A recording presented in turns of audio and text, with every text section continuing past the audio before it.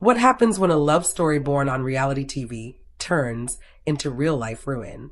For years, fans of 90 Day Fiancé watched the intense and unstable relationship between Gino Palazzolo and Jasmine Pineda play out on screen. Their story was filled with explosive arguments, emotional breakdowns, dramatic reunions, and a love that never felt secure but never truly ended either. Until one day it did. But the breakup wasn't the ending. It was only the beginning. After walking away from Jasmine, Gino appeared to start fresh with a new woman named Natalie. Together, they lived a life that looked perfect from the outside. 5-star hotels, luxury nights, and a man who seemed to have finally escaped chaos. But behind closed doors, Gino was hiding something much darker.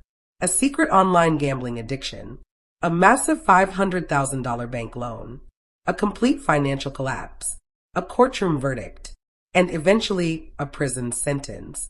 Just when the story seemed finished, another shock emerged. Natalie announced she was pregnant, carrying Gino's child. A hospital DNA test confirmed it. Everything changed in an instant. At the same time, Jasmine's life was quietly falling apart. Hoping to rebuild, she turned to a new man named Matt, believing she had finally found stability. Instead of a proposal, she received betrayal. Matt revealed he had a secret girlfriend named Victoria, the woman he planned to marry in March 2026. In a single moment, Jasmine lost everything. Gino was gone. Natalie was pregnant. Matt chose Victoria. Jasmine was left alone, facing a future she never imagined. Tonight, we go beyond the cameras, beyond the edits, and beyond the public image into a story of addiction, deception, broken trust, and emotional survival. This is not just a story about love. It is a story about choices and the consequences that come when the truth can no longer stay hidden. Long before the breakup made headlines, the cracks were already there. On screen, Gino and Jasmine appeared passionate, but constantly at war. Viewers saw jealousy, shouting matches, reconciliations, and tears. What they didn't see were the quiet moments when the fighting stopped, but the distance remained. Behind closed doors, people close to the situation say the relationship was held together more by habit than hope. Trust had faded. Communication had broken down. Both were carrying expectations the other could no longer meet. Jasmine wanted emotional and financial security. Gino wanted peace and an escape from constant conflict. When the relationship finally ended, it wasn't dramatic. It was exhaustion. Two people who had simply run out of energy to fix something that had been broken for too long. Publicly, they wished each other well. Privately, the separation left deep, unresolved wounds. For Gino, the breakup triggered something deeper. Friends say he didn't process the loss. He avoided it. Instead of grieving, he chased distractions. Instead of reflecting, he chased something new. That's when Natalie entered his life. She wasn't loud like Jasmine. She wasn't confrontational. She felt calm, admiring, and safe. She gave Gino something he hadn't felt in years, validation without conflict. Almost immediately, Gino leaned into the fantasy. Luxury hotels, private getaways, expensive dinners. From the outside, it looked like healing. But on the inside, something was falling apart. While Gino appeared to be moving forward romantically, he was quietly losing control financially. What began as small online bets, just entertainment, slowly turned into obsession. Late nights, private screens, increasing stakes. The man trying to rebuild his life was already standing at the edge of a cliff and didn't realize it yet. Meanwhile, Jasmine watched from a distance. She wasn't healed. She wasn't over him. But she told herself she had to move on. Neither of them understood one crucial truth. The breakup wasn't the end of the story. It was the start of something much darker. In the weeks after the breakup, Gino appeared transformed. The anxious man viewers recognized seemed gone. In his place was someone smiling more, dressing better, moving faster, as if reinvention alone could erase the past. At the center of that transformation was Natalie. She didn't demand explanations. She didn't question his history. She didn't bring chaos into every conversation. To Gino, she felt like relief. Their relationship moved quickly. Within weeks, they were traveling together, staying in five-star hotels, posting carefully framed photos that suggested luxury and intimacy. Every image sent the same message. Gino had upgraded his life. Friends noticed the change but didn't question it. Rebounds often look like recoveries until they aren't. What no one saw was how hard Gino was working to maintain the illusion. The hotel suites, designer meals, and constant travel came at a cost. None of it came from stability. Privately, Gino was chasing control. With Natalie, he wasn't defensive or accused. He was admired. That validation became addictive, just as another addiction was quietly tightening its grip. Late at night, while Natalie slept beside him in luxury rooms overlooking city skylines, Gino's phone told a different story. Gambling apps, live betting platforms, numbers rising, then crashing. At first, he justified it. It's just entertainment. I'll win it back. One good night will fix everything. The wins felt euphoric. The losses felt temporary. Natalie, unaware of the storm beneath the surface, believed she was seeing a man finally at peace. But peace built on secrets never lasts. Each lavish moment added pressure. Each smile became a performance. Each luxury stay became another reason Gino couldn't slow down, because slowing down meant facing reality. Whispers began to circulate. Why was he spending so much? Where was the money coming from? Why did he seem restless even in paradise? Natalie didn't ask those questions yet. She was falling in love with the version of Gino he wanted her to see, not the man drowning in denial and desperation. Addiction rarely announces itself loudly. It arrives quietly, disguised as habit, distraction, or escape. For Gino, that disguise was online gambling. What started as casual betting during lonely nights became routine. Small wins convinced him he was in control. Losses were blamed on bad luck. But addiction doesn't grow from loss alone. It grows from hope. Every bet carried the promise of fixing everything. One big win could erase the stress, repair confidence, and silence the anxiety he refused to face. Gino never told Natalie about the gambling. He didn't tell his friends either. To the world, he was thriving, traveling, smiling, spending freely. Inside, he was unraveling. Sleep became shallow. His phone never left his side. Notifications from betting apps replaced messages from people who cared. The stakes rose quickly. What once felt exciting became necessary. The rush was no longer about money. It was about escape. Gambling gave him something relationships couldn't at that moment, the illusion of control. When life felt uncertain, the bets felt decisive. Gino told himself he could stop anytime. That lie became his most dangerous comfort. Soon, his own money wasn't enough. He started shifting funds, delaying bills, borrowing quietly, telling himself it was only temporary. Each loss demanded a bigger bet to recover the previous one. And with every attempt to fix the damage, the hole grew deeper. The addiction followed Gino everywhere. In hotel rooms in Los Angeles, in airport lounges, even during moments meant to be intimate. Natalie began to notice changes, mood swings, sudden silence, moments where Gino seemed distant even while sitting right beside her. But she blamed stress, not secrecy. Love often blinds us to the warning signs we don't want to see. What Gino didn't understand was that addiction leaves evidence everywhere. Bank alerts started piling up. Spending patterns stopped making sense. Pressure settled in, the kind that tightens your chest and clouds your thinking. Still, he didn't stop, because stopping meant admitting he wasn't in control. And for a man desperately trying to rebuild his identity after a public breakup, admitting weakness felt impossible. But addiction doesn't wait for permission to destroy. It waits until denial feels safer than truth. And then it takes everything. From the outside, Gino appeared to be living a dream. Private suites with sweeping views. 5-star hotels glowing with polished glass. Late-night dinners where money never seemed to matter. Everywhere Gino and Natalie went, the message was the same. Success. Comfort. A man who had finally found peace after chaos. Behind the scenes, those luxurious nights were funded by desperation. Every hotel stay carried unspoken weight. Every extravagant choice pushed Gino deeper into a corner he refused to acknowledge. What Natalie experienced as romance was actually escape. and escape required constant spending to keep the illusion alive. The losses were no longer small. What began as manageable bets turned into staggering amounts. Tens of thousands vanished in hours, then more. Gino chased the losses relentlessly, believing one massive win could stabilize everything. His finances, his confidence, his future. Instead, the numbers spun out of control.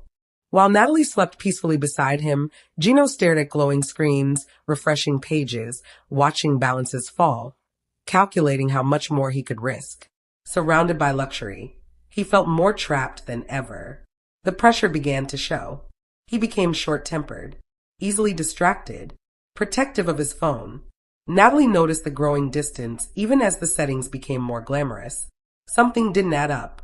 How could someone look so carefree while carrying so much tension? The truth was simple. Gino was burning money faster than he could replace it. But addiction feeds on false hope. He convinced himself high-stakes gambling was logical. Big bets meant big recovery. The more he lost, the more aggressive he became. What once felt reckless now felt necessary. Eventually, his savings ran out. That's when an idea he once swore he'd never consider entered his mind. A loan, not a small one, not temporary, a life-altering amount. In his mind, it wasn't borrowing. It was recovery, a final push, a reset button. But borrowing money while addicted isn't recovery. It's acceleration. Gino didn't tell Natalie. He didn't ask for help. He didn't pause to reflect. Because pausing meant facing reality, and reality had become terrifying. The five-star nights continued, but every moment carried a hidden cost. And the bill was coming. By the time Gino sat across from the bank representative, the decision was already made. This wasn't confidence. It was desperation disguised as control. He presented himself calmly, a man with income history, public visibility, a reasonable plan on paper. What he didn't mention was the addiction. He didn't explain that the money wouldn't go toward stability or investment. It was feeding a cycle he no longer controlled. When the approval came through, the number was shocking. $500,000. To Gino, it didn't feel real yet. It felt like relief, like oxygen. He told himself this was the turning point. One strong win, one smart move, one clean sweep. Within days, the money was gone from the account, divided across platforms, placed into massive bets that grew with every click. The adrenaline was overwhelming. For the first time in weeks, Gino felt powerful again. But power built on addiction never lasts. The losses came faster this time, brutally fast. Markets shifted, bets collapsed. Systems that once felt predictable turned ruthless. Every attempt to recover made things worse. Hundreds of thousands disappeared. Gino told himself to stop, and then didn't. Each loss demanded another try. Panic replaced logic. Emotion replaced strategy. And then it was gone. All of it. No safety net. No recovery. No miracle win. $500,000 vanished. Reality crashed in at once. Loan payments loomed. Interest stacked up. Bank notifications turned urgent. Calls became frequent. The tone shifted from polite to cold. Gino stopped answering. He ignored emails. He delayed the inevitable. Natalie noticed immediately. Travel slowed. Luxury stopped. Gino became withdrawn, irritable, unpredictable. Still, he said nothing. Admitting the truth meant admitting collapse. And collapse was no longer theoretical. The bank didn't wait. Formal notices were issued. Deadlines set. Legal language replaced requests. What began as a private mistake became a public matter. One that couldn't be hidden behind smiles or hotel walls. The loan meant to save him sealed his fate. Because when borrowed money meets addiction, there is no reset button. Only consequences. By the time the case reached court, Gino had already lost something more valuable than money. Control. The courtroom was quiet. No drama. No shouting. Just wooden benches, low murmurs, and facts laid out piece by piece. On one side, the bank's legal team. Precise. Unemotional. On the other, Gino and his attorney. Tense. Silent. The evidence spoke clearly. Loan documents. Transaction histories. Digital trails showing exactly where the money went and how fast it disappeared. There was no denying the truth. When Gino was allowed to speak, he didn't offer excuses. No emotional pleas. No public confessions. Just the quiet acknowledgement that things had spiraled beyond control. The silence was heavy. For someone used to cameras and attention, the stillness was suffocating. There was no editing here. No retakes. No sympathy cues. Only judgment. When the verdict was read, it landed with finality. Gino was ordered to pay $700,000, including penalties and interest. He was also sentenced to 3 months in prison. The room stayed quiet. Natalie wasn't there. Jasmine wasn't there. The audience was gone. This was reality without filters. News spread quickly. Public perception shifted overnight. The story was no longer about relationship drama. It was about addiction, financial collapse, and downfall. The future Gino imagined disappeared. Marriage, stability, reinvention, all gone. Outside the courthouse, there were no cameras. Just a man walking away, knowing the next chapter would be lived behind walls, not hotel doors. When Gino reported to serve his sentence, the weight of everything he had avoided finally settled in. No luxury, no distractions, just concrete walls, strict schedules, and long hours alone with his thoughts. For the first time in years, there was no escape. No phone, no betting apps, no illusion of control. Inside, he wasn't a public figure. He was just another inmate. Another man whose choices caught up with him. Outside, public reaction was swift. Online discussions turned harsh. Sympathy faded. Gino became less a familiar face and more a cautionary tale. Natalie went quiet. Her public presence faded. Appearances stopped. The man she believed she was building a future with was now behind bars. And the question remained. When everything is gone, when love, money, and illusion collapse, what does it truly mean to be alone? While Gino served his sentence, time moved differently for everyone else. Outside the walls that confined him, life didn't pause. It continued, quietly and without sympathy. For the first time in years, Gino was forced to sit with the consequences of his choices, not just financially, but emotionally. Inside, days blended together. There were no distractions strong enough to silence regret. Without constant stimulation, memories resurfaced. Arguments he never resolved. Warnings he ignored. Moments where stopping was still possible. The illusion of control he had chased through money and risk now felt painfully hollow. For years, Gino believed movement meant progress. New trips, new relationships, new spending. But standing still revealed the truth. He hadn't been moving forward. He had been running. Natalie, meanwhile, faced a reality she never expected. Pregnancy alone is overwhelming. Pregnancy under public scrutiny is isolating. And pregnancy tied to a man now incarcerated was something she had never prepared for. At first, she tried to stay quiet. She avoided interviews. She stopped posting. Friends say she struggled with anger and disbelief more than sadness. The man she believed she was building a future with had disappeared. Not emotionally, but physically. The DNA confirmation left no room for denial. This wasn't speculation. This was permanent. A child connected them forever, regardless of how the relationship had collapsed. Natalie had to make decisions without Gino's input. Doctor visits, planning, financial preparation. Each step forced her to confront the reality that the fantasy she had lived inside was gone. The luxury, the travel, the promises, all replaced by responsibility. And responsibility doesn't care about illusions. While Natalie adjusted to a future she didn't choose, Jasmine was living in a different kind of silence. After Matt's betrayal, Jasmine withdrew. Friends say she felt embarrassed, not because she trusted him, but because she believed, once again, that stability was finally within reach. She had tried to rebuild. She had tried to move forward. And once again, the ground disappeared beneath her. Matt choosing Victoria wasn't just rejection.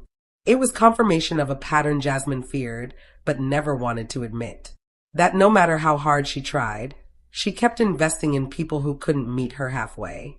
There were no dramatic posts. No public accusations. Jasmine went quiet. Behind the silence was grief. Not just for Matt. Not just for Gino. But for the future she kept imagining and losing. She questioned her judgment, her worth, her instincts, and unlike Gino, Jasmine didn't escape through distraction. She sat with the pain. Friends noticed changes. She became more guarded, less reactive, less hopeful but more honest. The chaos that once defined her public image faded, replaced by exhaustion and reflection. She wasn't healed, but she was awake. As Gino's release date approached, the weight of what waited outside grew heavier. Freedom didn't mean relief. It meant facing the wreckage he left behind. When he walked out, there were no celebrations, no redemption arc waiting, just unanswered messages, strained relationships, and a future that looked nothing like the one he once imagined. The public had moved on. Reality TV cycles are fast. New stories replace old ones, but consequences don't disappear when attention fades. Gino attempted to reconnect quietly, apologizing